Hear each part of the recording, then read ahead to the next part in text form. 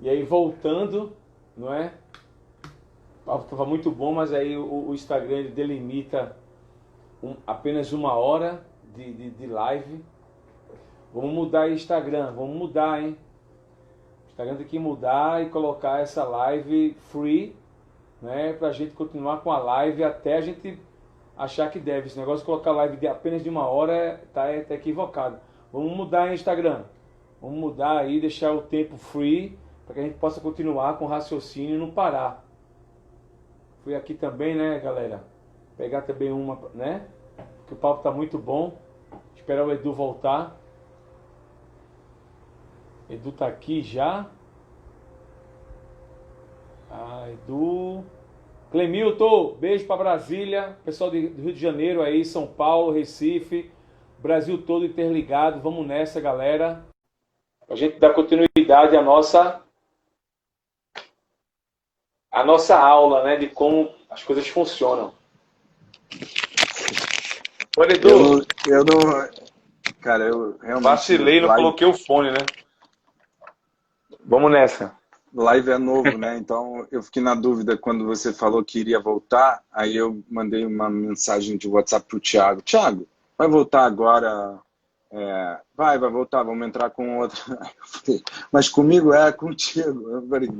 Eu não sabia mais se era comigo ou não. Relax, eu também estou nesse processo de adaptação. Porque assim, é uma hora só, a live cai. Não, isso eu tô ligado, porque o Chantilly fez um bate-papo aí com.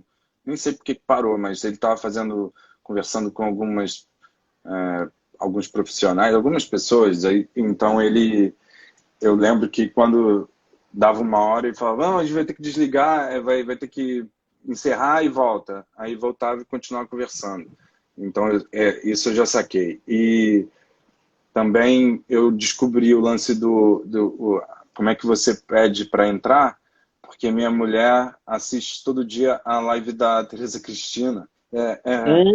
Eu falo disso direto porque realmente é algo sem precedentes, cara. Minha mulher assiste isso todo dia e até altas horas, porque a gente está de isolamento, né?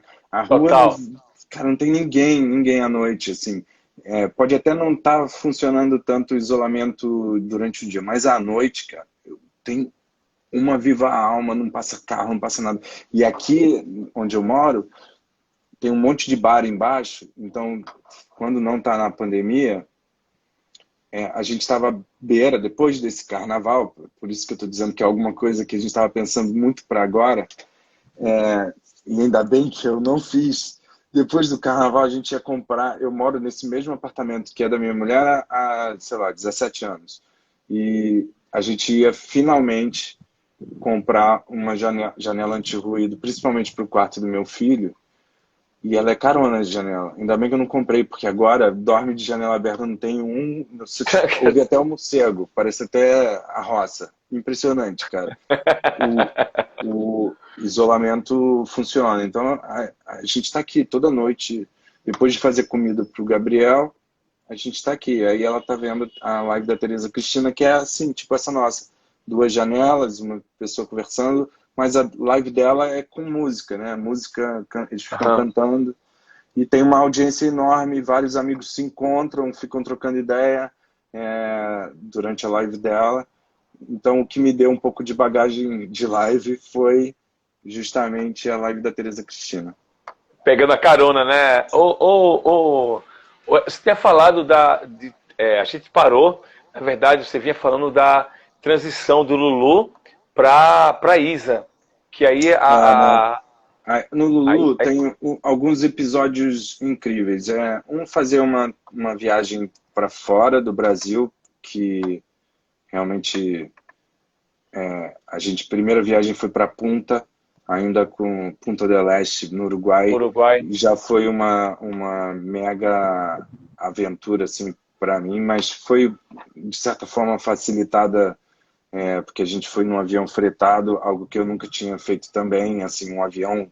Eu só viajei aqui dentro do Brasil uma vez, no dia do meu aniversário, que o Rapa fez um festival em Copacabana e ia tocar em Guaxupé, no interior de Minas, no mesmo dia. E aí a gente voou de um Fretado? avião fretado. Foi a primeira vez que eu voei num avião fretado, fora jatinho, assim, que já tinha rolado muito pouco, mas já tinha. O normal mesmo é bastante ônibus, bastante avião, mas Estrada. ônibus, muito.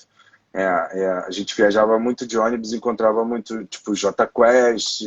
Ainda não Cartão era, inicial e tal. porque era a época do pop, né? O sertanejo Sim, não sim. estava tão forte Bombando. quanto estava, então a gente não encontrava muito ônibus de sertanejo. O ônibus plotado que tinha era tipo Detonautas, Capital, como você disse, Jota Quest, que é tipo pioneiro do meu amigo Gabriel Costa. Eles Gabriel Costa. viajavam muito de De ônibus. ônibus. Era conhecido. Tinha até umas lendas que eles não podiam beber, comer no ônibus, na época do oxigênio, né? Não lembro o nome da turnê, mas era esse período que eles viajavam com super ônibus. A gente viajava com o ônibus que tinha para locação no Rio de Janeiro. E depois a gente passou a viajar com a Servers, que eu acho que acabou. Viajou pouquíssimo com a Advanced Transatur, e aí o Rapa teve um período de glória aí que comprou o próprio ônibus. Eles chegaram a comprar um ônibus e depois o ônibus, acho que o negócio foi desfeito. Mas a gente viajou num ônibus que era nosso, só nosso, e não andava com mais ninguém, plotado porque era realmente da banda. Era ônibus e caminhão, tudo próprio. Teve Paralamas também tem caminhão próprio. Bom, mas aí a gente fez alguns shows muito especiais do Lulu. Foi um período de aprendendo muito o tempo inteiro, porque é uma outra dinâmica, é bem diferente. E tinha todo um atendimento ao Lulu no palco que o Falcão ia ali fumar conversar com a gente e tal, papapá, é completamente diferente. O Lulu, como o Dwyer sempre me explicou, o Dark também bastante, acho que posso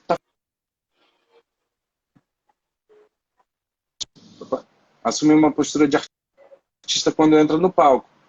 E aí ele é artista ali. E Total. todas as necessidades de artista precisam ser atendidas.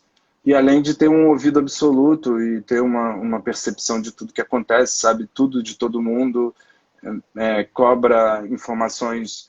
Então, no início eu entrava memorizando o tamanho do palco, quantidade de pessoas que cabem na casa, ar-condicionado liga ou não liga, o gerador, como tá, para que momento, porque ele pode fazer perguntas variadas e você tem que estar preparado. E o Tobel, o Dark, o Dwyer me explicaram bastante como era essa questão das perguntas. A Porque o Falcão, dinâmica, por né? exemplo, nem ninguém do Rapa nunca me perguntou o tamanho da casa ou quantas pessoas cabem. Mas o Lulu pergunta de todo tipo de questão. Então você tem que estar preparado. A temperatura do ambiente, nunca ninguém me perguntou. Na verdade, o Falcão já. Tá frio ou tá quente? Tá frio. Tá quente. Diga. E o que eu acho legal em tudo isso, esse papo aqui, Eduardo, é que você, assim, eu sinto você é um cara muito suave, meio que destoa dos produtores. Eu sou produtor, sou produtor, e dos que Eu eu sei, eu conheço, acompanho as da, da- produções. é, da coisa de ser mais pilhado. Você é um cara muito zen. Pô, mas E isso que. eu acho completamente o contrário. Eu não me acho nem um pouco zen. E aí o Moreno, que viajou com Sério? o Falcão, ele diz assim, às vezes a gente termina alguma missão que foi Aham. trabalhosa e que deu tudo certo, ele fala, pô, Edu, obrigado pelos ensinamentos que a gente aprendeu ali junto, na real. E, pô, a sua calma me dá... Eu me espelho sempre na sua calma, na sua tranquilidade. Eu falo, cara, sei lá, por dentro eu tô, tipo, mega pilhado e as pessoas acham que eu sou calmo. Isso é bom, né? Bom sinal. Sério? É, Você tem essa. é, Porra, é que você é. vive outro mundo, então. Porque a gente tem essa noção. Você, assim, até no seu perfil de Instagram, a gente percebe que você é um cara muito tranquilo. E essa forma de você. Essa nossa conversa. Nós estamos, a Black Stage, aqui na quinta edição. Já passaram vários produtores por aqui. Barreto de Alok, Eu conheço. Save de Aviões, O Panda já foi também, né? A Panda, Dandara, enfim. Cada um com a sua, lógica, particularidade, com a a sua, né? Dandara foi no início da pandemia, não foi? A Dandara? Dandara maravilhosa, eu fiquei encantado por ela quando vi ela trabalhando assim. Eu já vi o Eu seu trabalho assisti por diversas toda, vezes. mas ela estava no primeiro mês, que eu até falei isso pro Pulga, que o primeiro mês foi um mês tipo de entender o que estava acontecendo. Depois que Isso. passou logo uma panicada inicial de tipo, Se encontrar, né? eu te garanto que eu vivi vamos fazer uma compra não exatamente gigantesca, mas uma compra que possa nos garantir por 2 meses. 2 semanas. Não, 2 semanas, não sei, eu Sério? não tinha ideia do que iria acontecer. A gente só sabia que chegou o vírus, vamos ver o que vai acontecer agora. E aí a Dandara foi no início da pandemia e eu fiquei super, meio que na minha. Eu fiquei um mês quase inteiro meio sem ver e-mail, sem responder muito o WhatsApp, porque eu queria meio que tipo, o pesadelo vai passar. A gente é um pesadelo, isso vai passar. Só que não, né? Só que não. Mas, E aí você traz esse conhecimento e passa isso de uma forma cronológica muito interessante, cara, com a calma. Por isso que eu não te interferi. Porque pois a é, gente tem uma pauta, a pois gente tem uma é, né? A pauta aqui que está pauta, com eu tô você, mas ligado, o Thiago me passou. não, mas aí, cara, o papo tá tão bom que eu deixa você ficar à vontade, porque você tem uma ideia cronológica da sua história que bate com a pauta aqui, de certa forma, né? A E é isso que eu queria gente, só pontuar. eu já vou chegar na Isa, porque como eu te disse, fora o Daniel e a Isa, que eu conheci porque ela teve algum momento próximo próximo ao Falcão, eu fui já baseado, assim, por conta da pilha de algumas pessoas que gostam de mim, da equipe da Isa, eu acabei fazendo um show de lançamento o lançamento da Isa, da Dona de Mim, que foi na Áudio, em São Paulo. E a Cris Brant, que trabalhava lá, ela acabou sempre ela botou pilha que eu fizesse essa produção e foi muito legal.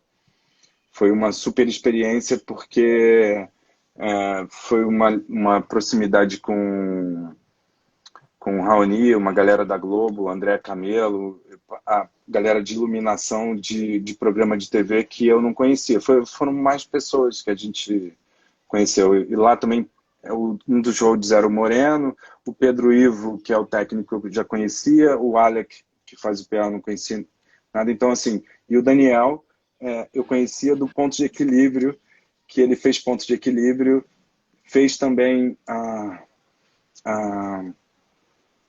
Bebel Gilberto, que eu fiz também, porque, assim, se for lembrar episódios pontuais, assim, tem, cara, tantas coisas que eu fiz que a gente poderia ficar falando, mas eu tentei resumir em 1 hora, só uma pergunta da pauta. Se apresenta aí, a gente sai falando, está aqui falando esse tempão todo. Mas, enfim, a Isa foi uma baita experiência. Conheci também as pessoas do escritório que eu não conhecia e tal. E aí a gente... eu acabei curtindo bastante. Bom, mas aí voltando ao Lulu, rapidamente, a gente teve um grande desafio fora os shows internacionais, que a gente chegou o Rock in Rio. E o Rock in Rio, sempre havia um briefing do que o Lulu espera de alguns shows importantes. Esse show o espaço é pequeno, mas o Lulu está considerando um show super importante, então a gente tem que fazer isso, aquilo. Esse show porque o Lulu, ele é exigente, mas ele não tem frescura, ele é tecnicamente impecável, sabe? É Procura justamente essa excelência, parte. né? Pô, tem que ser o cara. Procura excelência, exatamente, tem que ser assim Aí, mesmo. aí vai fazer o Rock in Rio. No Rock in Rio, o Pulga disse que ele tinha combinado com o Lulu que teria uma grande parte de luz dele, da luz que anda com ele. E um item a nosso favor era o Dedé Ávila, que ia estar no palco trabalhando junto com Aurélio Kaufmann e mais o Marcinho Barros. E que a gente teria o time do palco meio que para nos ajudar a realizar tudo que foi combinado com o Lulu. Combinou, tá combinado. A gente tem que realizar. Não tem mais conversa. E aí a gente foi o Dedé, ele viaja comigo no Lulu e ele é o produtor de Advanced, que é algo mágico também, que eu ouvia o Dwyer falando, né? Que vai na frente, fez tudo, né? Gestão do Renatinho Leone com o Tobé, com o Tobé e o KF fazia o Advanced. Chegava antes e deixava tudo pronto. Eu só ouvia falar. Eu sempre fui do time que chegava e ia descobrindo os pepinos na hora, o que tinha que resolver. Tipo, baixar PA, trocar de posição. Já fiz isso com o Rapa muitas vezes. Não, esse lugar não rola. Tá dentro do palco. Vamos trocar, vai, viabiliza. Com o Vidal, qualquer questão que você possa imaginar, e o André também, o técnico, a gente botava para fazer. A gente resolvia pro Rapa. Mas era tudo resolvendo na hora. No Lulu, o Pulga sempre me alertou, aqui não tem nada em cima da hora, sempre antes, tem que estar pronto, tem que estar tudo pronto antes. E aí temos um produtor de Advanced. Cara, isso é a melhor função que possa existir na vida, cara. O Dedé chega e deixa tudo pronto, praticamente tudo que eu combinei está pronto, eu só preciso chegar e realizar o show. É incrível, incrível. E o Dedé trabalhava no palco. Pô, vamos fazer uma visita técnica. Eu, Pulga e o Dedé para ver o palco e tal. Pô, vimos. E acabou que no Rock in Rio, nessa última edição, no palco Sunset também, a Isa ia tocar uma semana antes do Lulu, na primeira semana. Foi um desafio e tanto botar a Isa no palco Sunset, porque havia o projeto de um palco dentro do palco. São vários níveis, onde a banda ficava disposta em vários níveis e a gente precisava fazer esse show. E a gente não tinha noção do tamanho das peças, como elas se encaixavam, e a gente tinha que fazer ensaio. O Daniel da Isa batalhou e conseguiu uma data na quarta-feira, sei lá, um dia de semana para a gente montar a Isa completamente. Bom, a luz era a luz do festival e o Simpson, que é o iluminador que viajava comigo no Rapa e antes viajou no Charlie Brown, também estava tendo acesso para a programação antecipada, porque era uma luz que não ia ser completamente e única, exclusivamente feita pelo o Simpson. A luz ela tinha uma espécie de uma coordenação do Césio e do Serginho, que são os iluminadores, o dono da LPL e o iluminador da LPL, o iluminador de todos os programas da Globo da LPL é o Serginho. E aí acabou que havia muita questão envolvendo a luz e o show da Isa era super importante, precisava dar certo. Eu fiz Lulu ao mesmo tempo e aí eu voei no dia do show, nós fizemos o ensaio, deu tudo certo, o Simpson conseguiu adiantar bastante a luz e tal, ainda voltou lá alguns 2 dias, porque Rock in Rio não é um festival que você trabalha 1 ou 2 dias, você normalmente trabalha mais vezes para realizar um show, porque é um festival realmente grande, que as demandas são grandes em geral. E aí a gente fez o ensaio, deu certo, o palco deu certo e tal, fomos pro show.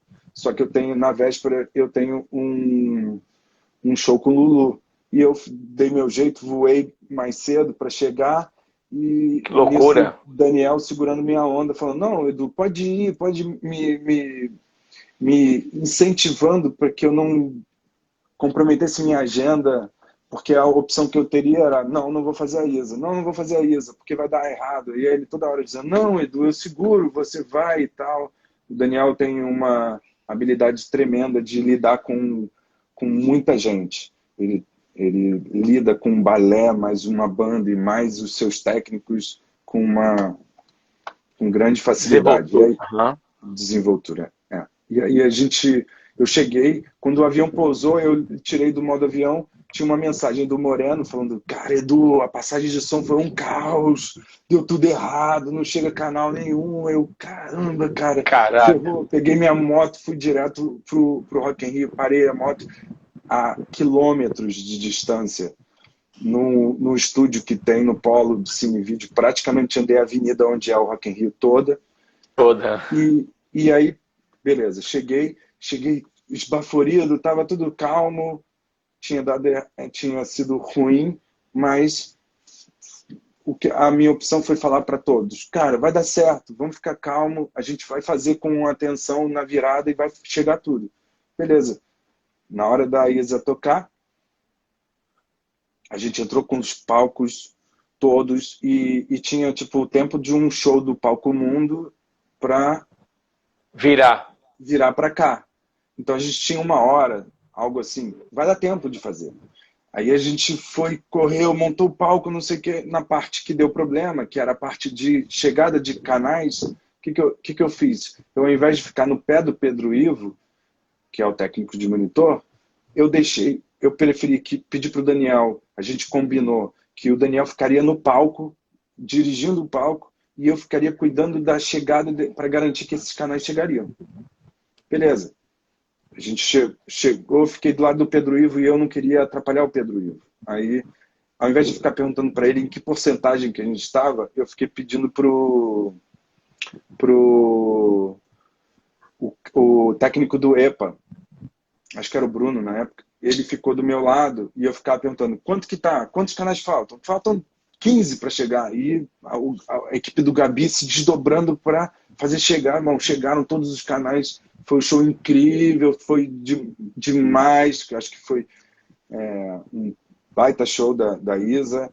Todo mundo saiu feliz. Bom, resultado ótimo. Mas eu ainda não tinha resolvido nada do Lulu. Eu estava preocupado com o show da Isa, mas o Lulu não saía da cabeça. E eu falando, Ah, Dedé, imagino. Dedé, a gente tem que ver, tem que ver. Bom, aí começou a semana seguinte, eu comecei a ir todos os dias pro Rock in Rio. Segunda, terça, até a gente ter certeza que ia estar tudo funcionando. Bom, negociou lá com a LPL uma questão da luz que precisava ser uma luz específica para o cenário, porque a gente iria montar o cenário. O Lulu queria entrar com o show dele completo. A gente botou carpete, botou o painel de fundo e ele tem umas colunas nas laterais, ele chama de vuvuzela, a gente chama de vuvuzela, que parece uma corneta, e são Aham. 6, 3 de cada lado, e a gente precisava botar luz. E aí, o palco do Rock in Rio, ele é um palco, tipo, não é Orbit, mas é uma tenda, dessas tipo tenda que usam para camarote, que ela tem uns trilhos só que passam e eles são distantes. Eu diria que uns 3 metros distantes uns dos outros. A gente contratou uma luz que seria exclusiva nossa, que não tem nada a ver com o festival, iria usar a luz do festival, mas essa luz era dedicada ao cenário. E aí a gente começou a ralar para colocar essa luz. Mas a gente precisava da Dini e toda essa parte de engenharia é cuidada por portugueses. Nada, absolutamente nada contra, pelo contrário, tudo a favor, mas a gente não conhece eles. Não são pessoas que a gente conhece de São Paulo, ou do Sim, sim. Recife, ou de Santa Catarina. Não, são pessoas que a gente conhece de outro país. E aí, cara, liga para um, liga para outro, pede para vir, aí vai um dia, fica lá o dia inteiro e nada do português chegar e nada da Dini, a operação da Dini é com eles, contratando o Rigger que viaja com a gente, o Dengue, trazendo os caras da luz, o patrocínio também, todos os dias para para tentar viabilizar isso, e vai indo um dia após o outro. Aí agora tem a notícia de que o Português vai aparecer. Eu acho que era Inácio, ou um nome assim, parece o nome do filho do Pedro Ivo. Inácio, eu acho que era isso. Aí, cara, e todo mundo, sempre alguém ligando, e o Aurélio Kaufmann fazendo a ponte, fazendo a solicitação, é uma coisa meio burocrática que o festival demanda, então ficava fazendo a ponte, cara, essa luz nunca que rola, meu Deus, meu Deus.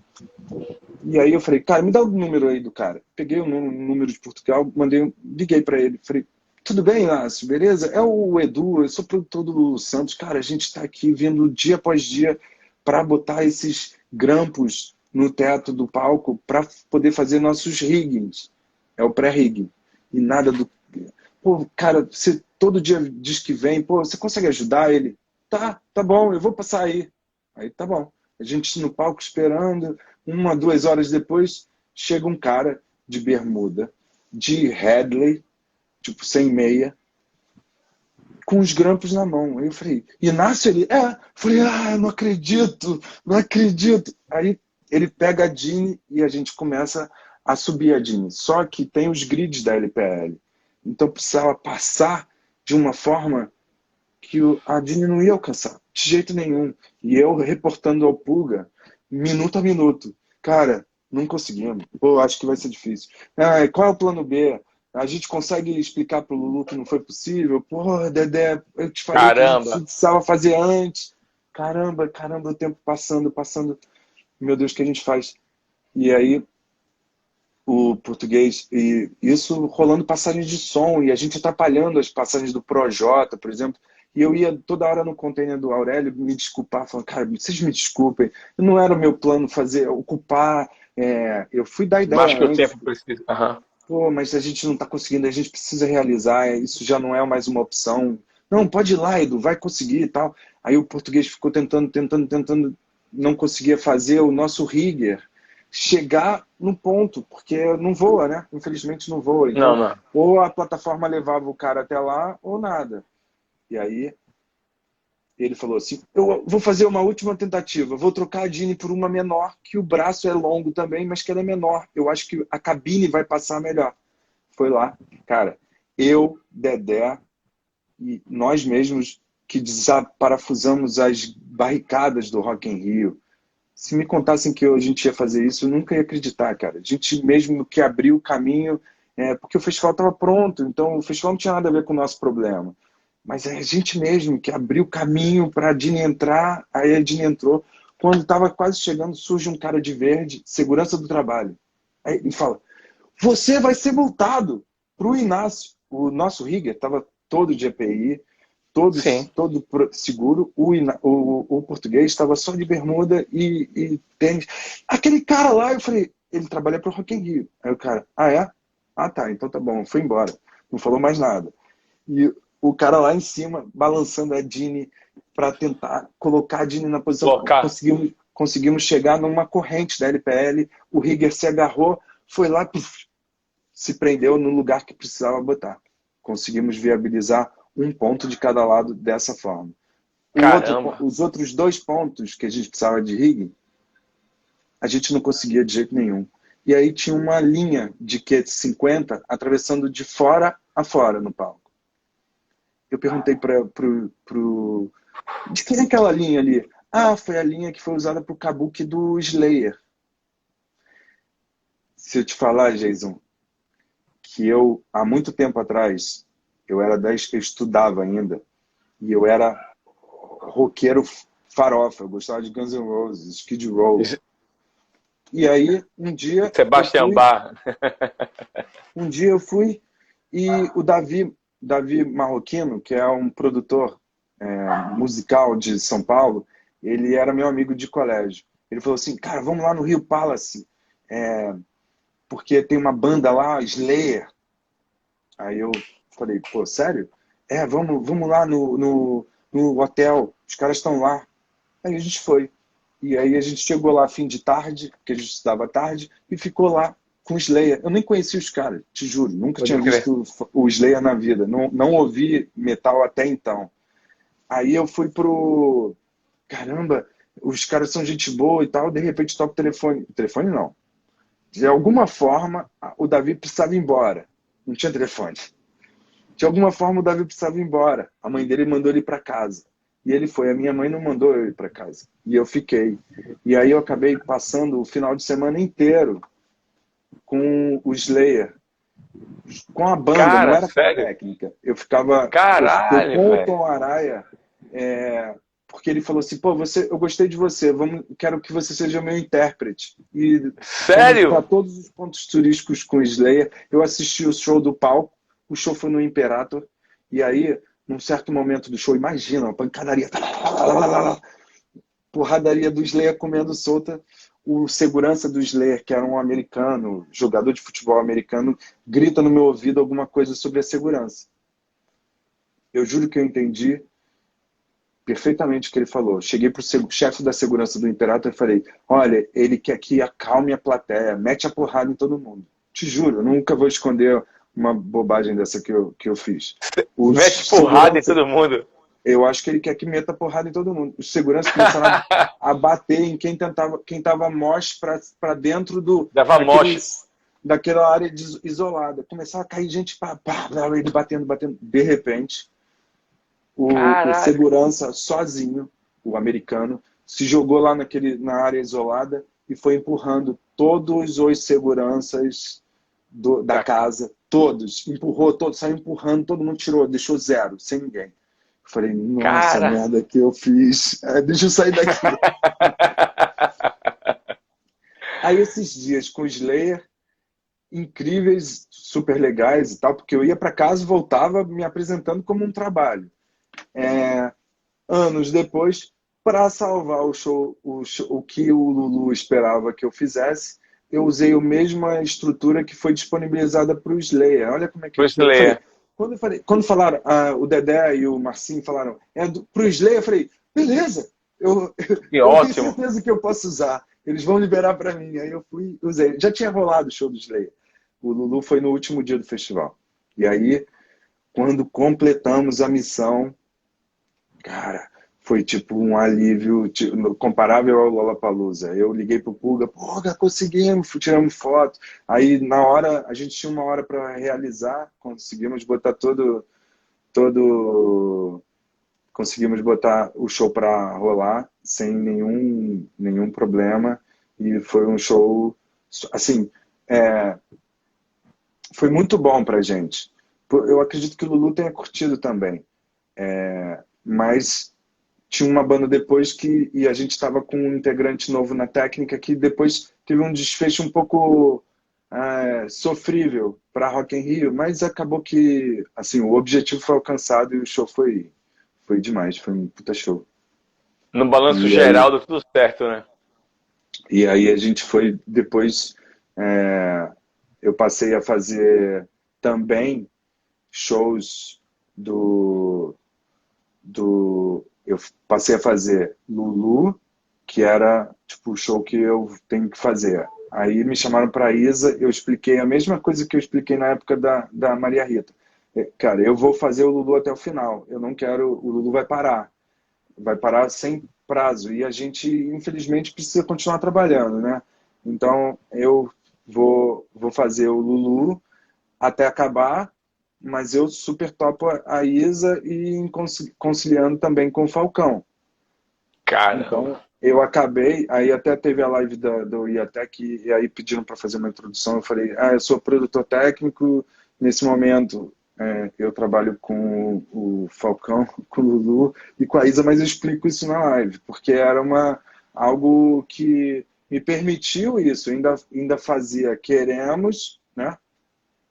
Acho que vou seguir fazendo, Queremos, todos os shows que tiverem, e aí quando eu não posso, eu boto o Menezes, que está até fazendo uma live agora, que eu mandei uns coraçãozinhos para ele, com a Dandara e com o Irã. São os caras que eu tô meio que... E o Paul, quando tem uma ocasião São Paulo, porque a gente tem pouca oportunidade tem pouca margem para poder trazer alguém de São Paulo e tal, então o Paul faz os lances que surgem em São Paulo, a Dandara, o Irã e o Menezes fazem aqui no Rio quando eu não posso. Eu também fazia os festivais do PEC.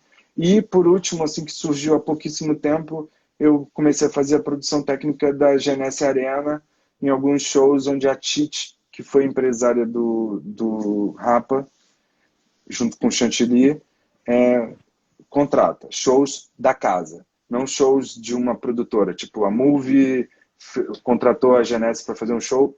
Nesses eu não tô. Normalmente a equipe da Move, que é o Café, às vezes a Dandara, o Daniel Pires, tem uma galera, o Thiago Machado, o Peru, a Sara, tem uma galera que é assim, igual a Freak House. Eu tô aqui, ó, não apareceu, mas eu tô aqui de Mão Grossa, que é uma espécie de fomento a uma equipe técnica. A gente atende ao Multishow, igual a sua.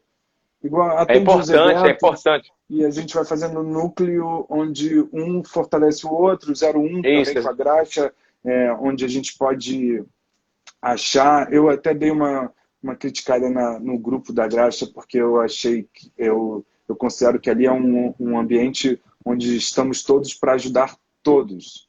E a ideia não é só de crítica. Até falei com o Léo Reis há pouco tempo sobre isso, que não é só de crítica que a gente tem que criticar o trabalho dos outros. Nós estamos vivendo um momento sem precedentes e super delicado. Totalmente. Qualquer julgamento em relação à live hoje é precipitado, porque a gente está aprendendo o que é. Então, eu aprendi com a primeira live que eu fiz, que foi a do Lulu, que a gente precisa ter um protocolo de higienização rigoroso, e a gente tem tido, e isso abriu campo demais para as pessoas poderem criar novas equipes de higienização, porque isso vai virar uma necessidade constante. A gente vai precisar ter que higienizar os ambientes, até porque a gente não é muito limpo, né? De forma geral. No meu rider, até quando eu entrei no Lulu, eu precisava fazer um rider todo. E aí, lógico que você usa uma referência que você tenha, e eu tenho várias, Faith No More, rider que eu uso nas aulinhas que eu dava no IATEC, junto com o Pedro Ribeiro, que eu mostrava... Faith No More? O rider do Faith No More inclui Passa para tudo mim, por que favor. você possa imaginar. Pô, te mando, é incrível.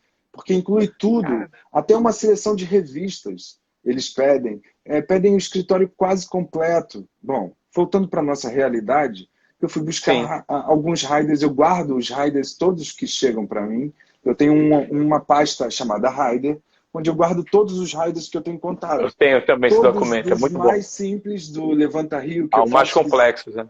Aos mais complexos e interessantes, né? Então, eu usei de referência o rider da gestão que estava anterior, porque o Tobé tem toda a sua virtude. E eu peguei o rider do Tobé e, te juro, eu fiz o meu, depois que eu escrevi tudo que eu achava que tinha que escrever, deu 2 páginas. Aí eu falei, o rider do Tobé tinha tipo mais 10 páginas. A letra não estava maior ou menor, te juro. Eu falei, cara, como é que eu vou apresentar isso? Como é que eu vou falar que o meu rider tem 2 páginas e o dele tem essa porrada de página? E aí eu fui observando demandas que ele coloca que são necessárias, tipo lixeira. O do Dark também tem lixeira de cada lado do palco. Tem que ter. O do Julian. Quando eu entrei na Maria Rita, eu recebi os riders do Julian. Que eu estava indo substituir outro virtuoso. Imagina, eu falei, caramba, vou ter que substituir o Julian, tô fodido, cara. E observar as questões, né, do artista. Então, assim, a gente precisa ser mais limpo, a gente precisa cuidar mais desse planeta, a gente precisa entender, consumir de uma forma melhor, né? De alguma forma, a gente responsável. tem que melhorar. Porque tá tudo muito, né? Muito, tudo é muito. Exagerado. E aí a gente não está conseguindo o planeta não está dando conta, a gente não está dando conta, e agora a gente está nessa situação. Então, live é algo que a gente não tem condição de julgar nesse momento. A gente tem que ficar atento e, assim, parece que duas pessoas adoeceram na live do Zezé de Camargo. Era a minha grande preocupação, porque o que nós estamos fazendo, de uma certa forma, tem muitos amigos meus que não concordam, mas eu vou te dizer, eu acho que é um pouco o jeitinho brasileiro. Nós precisamos sobreviver, senão a gente vai ficar muito mal. Mas live é jeitinho brasileiro. Não pode sair de casa, não pode se aglomerar, mas a gente precisa fazer a live, a gente precisa fazer alguma Produzir a live, né? Eu e Dedé, a minha mãe falecida, ela vendia cesta de café da manhã e ela ficou um tempão sobrevivendo fazendo cesta de café da manhã. Eu e o Dedé, que viaja comigo no Lulu, a gente vai reativar, trazendo algumas diferenças para ver se a gente consegue fazer alguma coisa, porque o que acontece? Ninguém está conseguindo muito comprar fora online, né? Então, talvez cesta pode ser um tipo de presente que pode voltar a ficar em evidência. Porque é legal, eu até vi o Pelúcia ganhando uma cesta e falei, tá vendo? Essa parada aí pode dar certo. E Pelúcia? aí Pelúcia, da Audiobiz. Aí a gente tá pensando em fazer um lance com um pouquinho de diferença, tipo Rio, São Paulo, Rio e BH. Ele faz de BH com o mesmo nome, com o mesmo perfil, e a gente está tendo umas ideias e vamos ver o que acontece. Bom, porque honestamente, eu sou pai de um menino, então eu preciso ter a garantia de que a gente consegue sobreviver.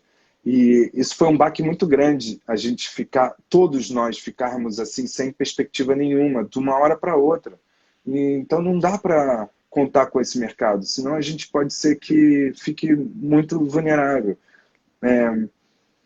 E vai demorar. Eu às vezes tento me munir de esperança vendo postagens de amigos, não sei o que, em setembro, outubro, mas eu acho que honestamente vai demorar muito mais. E aí, como é que ele vai fazer? Como é que a gente vai viver até lá? Isso é muito grave. Eu vejo alguma melhora em relação aos artistas. Os artistas eles estão, de uma certa forma, vendo que a gente existe, entendendo que se não tem show, a gente tá na merda. E isso, a gente vai tirar alguma coisa boa de toda essa pandemia. Então, a live é um jeitinho. É igual a papelaria que tem perto da minha casa. Ela tá com a porta fechada. Mas tem um cartaz. Entregamos delivery, bata na porta. Aí você bate, a papelaria está toda à disposição. Mas ela está fechada, você só não pode entrar. Mas de outra forma. É um jeitinho que está se dando. O botequim, ele serve as pessoas até para beber na porta, mas só não pode entrar. Mas como é que o cara vai manter um negócio se ele não puder trabalhar? E eu acho que cada vez mais que passa o tempo, e eu, longe disso, de ser bolsonarista, eu não votei no Bolsonaro e eu acho o comportamento dele lamentável, porque eu acho que nesse momento ele deveria governar e não ficar criando polêmica semana após semana. Ele deveria somente governar para nos tirar dessa situação. E quando ele diz que vai ter imunidade de rebanho... Imunidade de rebanho, que 70% das pessoas pegarem a porra do vírus para... que se continuar do jeito que está, só assim que vai parar. Porque não vai parar. A gente não vai. A gente está muito dividido para saber quem fica dentro de casa e quem não fica. Ele diz o tempo inteiro que não é para ficar dentro de casa. Então a doença, ela chegou pelos ricos, certo? Os ricos de aviões. De avião. Contaminaram os seus empregados. Seus empregados foram para dentro de suas comunidades e contaminaram as comunidades. Agora, exatamente, o que a gente ouve de governante e de gente de classe média alta no Rio é que a pandemia está dominada. Ela não está dominada. Agora, os ricos já passaram sua onda. Agora, a segunda onda, que não é econômica, é de doença, vai vir de novo para pegar nos ricos de novo. Quem não pegou vai pegar nessa segunda onda. E aí só vai parar quando chegar aos 70% conforme nosso líder supremo diz que vai ser. E eu não concordo com ele, mas eu acho que da maneira que está sendo gerido, vai ser assim. Too. E aí, salve-se quem puder. Porque imunidade de rebanho. Quem sobreviver, sei lá, vai que eu sou diabético, eu não sei. Eu posso morrer porque eu tenho cardíaco. Eu não sei. E aí a gente não sabe. E essa divisão, ela chegou no pior momento. No pior momento. Porque eu sigo alguns bolsonaristas para tentar entender a visão. Para eu não ser só parcial, só ver o meu lado. Meus amigos são todos anti-bolsonaros. E eu não sou PT. O PT me também não sou PT. Eu não sou PT, eu sou Jason. Eu votei no Ciro. Eu sou Jason. Eu tenho um nome. Mas eu também votei no Ciro, mas eu tenho um nome. Eu votei no Ciro no primeiro turno e votei no Haddad, sem dúvida, porque eu não iria deixar passar. São dois. Porque entre Bolsonaro era a pior opção. Sempre foi. E ainda há muita força em relação aos bolsonaristas. E eles não parecem se preocupar com a pandemia. Eles se preocupam só com o discurso do seu grande líder. E isso está cegando o governo de tal forma que a gente não consegue avançar na questão principal, que é a pandemia. Porque sem ela acabar, a gente não volta a trabalhar e ninguém volta a trabalhar. Não, e a questão voltou. Eu não falo sobre política, tá, Edu? Mas assim, você levantou a questão, também não vou me isentar disso. Eu acho que esse é o momento a gente entender que a polarização, ela afasta o povo da verdade. A gente tem que esquecer que políticos são políticos, deixem eles com suas diferenças, vamos nos unir. Né? Essa doença está matando muito mais pobre do que rico, muito mais CPF do que CNPJ, não é? Eu queria trazer um caso aqui que eu sou negro, eu sou preto, eu faço parte, eu sou negro. Eu vi um vídeo ontem de um americano preto assassinado por um policial no Minnesota. Eu hoje compartilhei no meu perfil particular o absurdo da insensibilidade, da falta de empatia, não é, das pessoas vendo as pessoas morrendo, vendo números e defendendo político. Eu não defendo o PT, eu não defendo o Bolsonaro, eu não defendo político, eu defendo a vida. Pelo amor de Deus, gente, acordem. Nós estamos morrendo. Eu acho que ele deveria ter pago todo mundo, sem saber quem é quem, sem precisar não interessa. E depois não ver, interessa. Se você tem uma meta de acabar com a pandemia, vamos deixar essa gente toda em casa, sem estar desesperado porque não tem nenhum centavo e aguentar esses 3 meses. Porque aí dinheiro existe. Eduardo, dinheiro existe. Dinheiro existe. Pessoas estão pagas por nós. Os salários desses filhos da putas têm que ser reduzidos a 20%, que eles são ricos. Me desculpe quem for. Não me interessa. Estou cansado disso. Não concorda com o isolamento, tipo a Inglaterra. A Inglaterra, o primeiro-ministro declarava Boris Becker. Boris Johnson, né? Ele dizia Boris Johnson, perdão. O Becker acho que é um jogador. Jogador. Sei lá. O Boris Johnson, ele disse ele não concordava com o isolamento, mas o isolamento acabou chegando obrigatoriamente para a Inglaterra, e a Inglaterra vou pagar 80% do salário da população. Para ficar em casa. Em casa. E acabou-se. Agora é uma hora de salvar a pele, não é... não é a primeira-ministra, Eduardo, da Finlândia, ela entrou em contato com esses digital influencers que falam de café da manhã, de recebidos, fica em casa enquanto a população está passando fome. Ela mapeou todos os digital influencers e mandou mensagens para que essas mensagens chegassem nas pessoas uma forma de se tratar. Mas era de esperar que fosse de 5ª categoria, né? A opção seria a opção. Viramos o epicentro.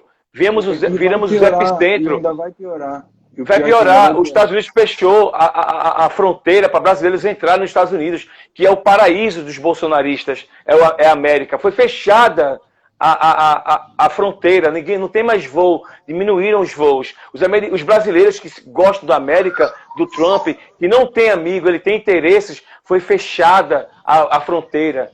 A Argentina, Uruguai, Paraguai, Chile também estão tratando de evitar os brasileiros. E a galera metia o pau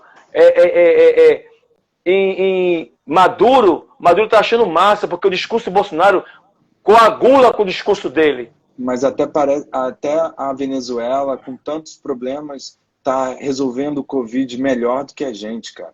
Isso então, aqui é o cara, mais lamentável, porque a gente fica à base de polêmica toda semana. O Bolsonaro ganhou, não tem mais que se discutir PT.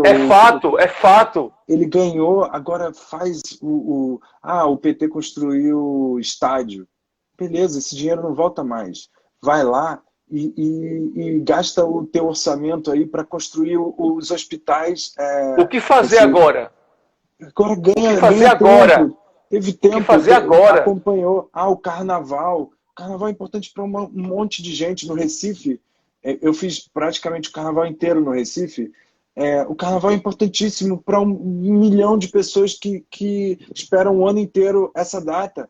A gente tinha o vírus, beleza, devia ter o vírus, mas... Devia ter, com certeza teve. As pessoas aproveitarem esse momento e depois vamos fechar. É hipocrisia dizer que era para ter encerrado o carnaval antes, quando descobriu o vírus lá na China. Ninguém sabia nada. A máscara não era necessária, agora a máscara é necessária. Já tem vídeo dizendo que a máscara pode dar um monte de problema, porque você passa a respirar menos oxigênio e mais gás carbônico. Então, assim, é difícil para todo mundo, está todo mundo na mesma situação e a gente não consegue ter uma unidade para tentar sair dessa o mais rápido possível, e a gente vai ficar pior do que os piores, porque aqui vai bombar, e eu sabia que ia bombar essa doença aqui. Que ia cair como sabe o que é o pior, Eduardo? É que o mundo pede socorro, o mundo, ou seja, o universo está pedindo socorro. Eu abro aqui a janela, eu moro aqui a 200 metros do mar.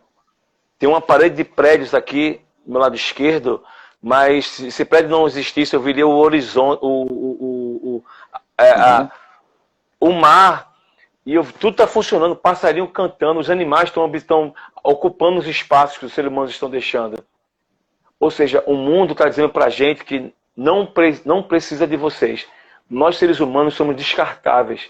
Nós fazemos parte desse universo e achamos que o mundo existe para nos servir. Não, nós somos natureza também. Isso é uma resposta direta na nossa cara. É um murro na cara, dizendo você,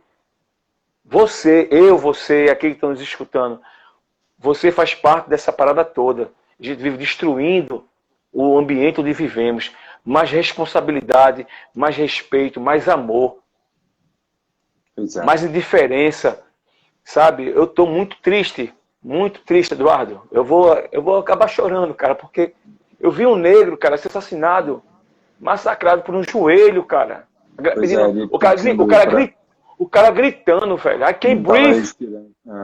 Sacanagem. Please, I can't breathe, officer.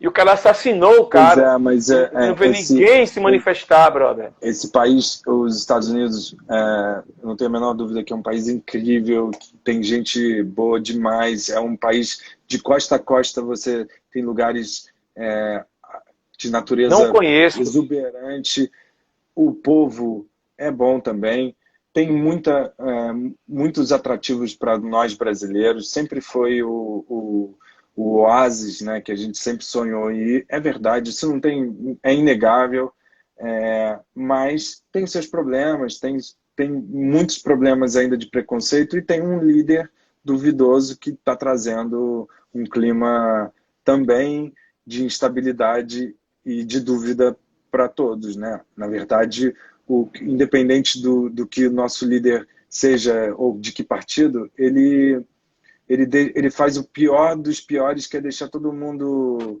em dúvida do que fazer, de como se posicionar e sem segurança nenhuma. A gente achava que o Rio ia virar um lugar com um monte de bandido roubando todo mundo num momento de um isolamento. Isso não se concretizou. Então, o que não pode acontecer é sair da mídia a doença e os governantes começarem a tentar voltar para uma vida normal sem estar resolvida a pandemia e a gente ter um inimigo em volta que a gente não consegue ver e que a qualquer momento pode levar algum nosso, algum amigo nosso, alguém que a gente quer muito bem. Então, assim, é bem apavorante o que tem. E quando dizem a curva, o pico da epidemia está chegando, é o que os estudos indicam, mas se ele não chega, não é porque o cara é incompetente, é porque não foi ainda. Tem 1000 fatores que influenciam, enfim, a gente tem que ficar atento. Porra, Edu, cara,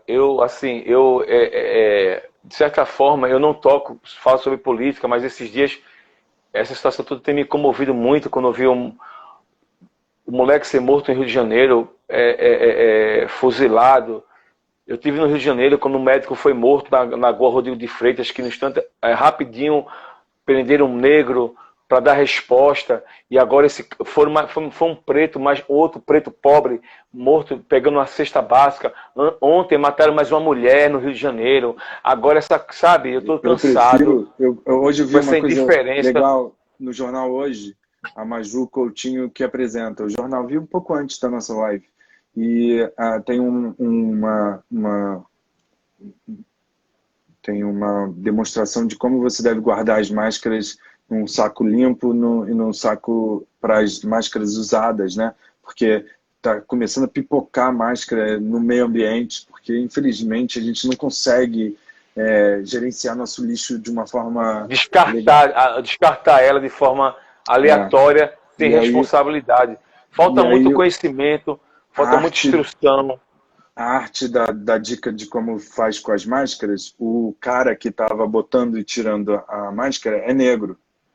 Aí aquilo, na hora, me chamou, pô, cara, eu prefiro 1000 vezes a Globo botando uma arte com um cara negro do que com a âncora do jornal também sendo negra e linda, muito linda, do que um presidente que ironiza a raça de todas elas. O ministro da Educação fala de povos indígenas e ciganos com ódio. Eu prefiro bem mais a Globo. A Globo me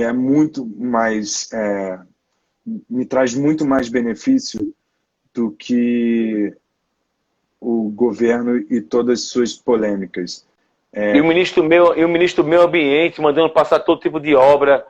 Aquilo ali é um papelão, porque eles estavam todos querendo mostrar serviço. Como ele veio muito agressivo, o Bolsonaro, os ministros resolveram mostrar serviço, cada um à sua maneira, né? Vou mostrar serviço falando que agora é a hora da gente botar para quebrar na Amazônia, porque ninguém está vendo. Ainda é ninguém tá vendo. Um sujeito deprimente, né? Sem comentário. Ministro, e a Damares também tentando mostrar serviço, dizendo que vai prender governador para parecer braba, né? Realmente lamentável. Aí eu pergunto, Eduardo, eles gritam pelo AI-5, pela ditadura, aí tem gente sendo presa porque está na praia, que eu também discordo. Isso aí é um princípio de ditadura. Você não pede isso, está reclamando porque isso existe? Porque na ditadura... Eu fui à praia, contrariando minha amiga Cris Brandt, que disse que eu não posso sair de casa. Eu, não aguentando mais um dia, ter um final de semana desse, eu fui à praia. E aí foi eu, meu filho e minha mulher, encontrar uma amiga dela. A gente foi até o Arpoador, que é entre a praia de Copacabana e a praia de Ipanema.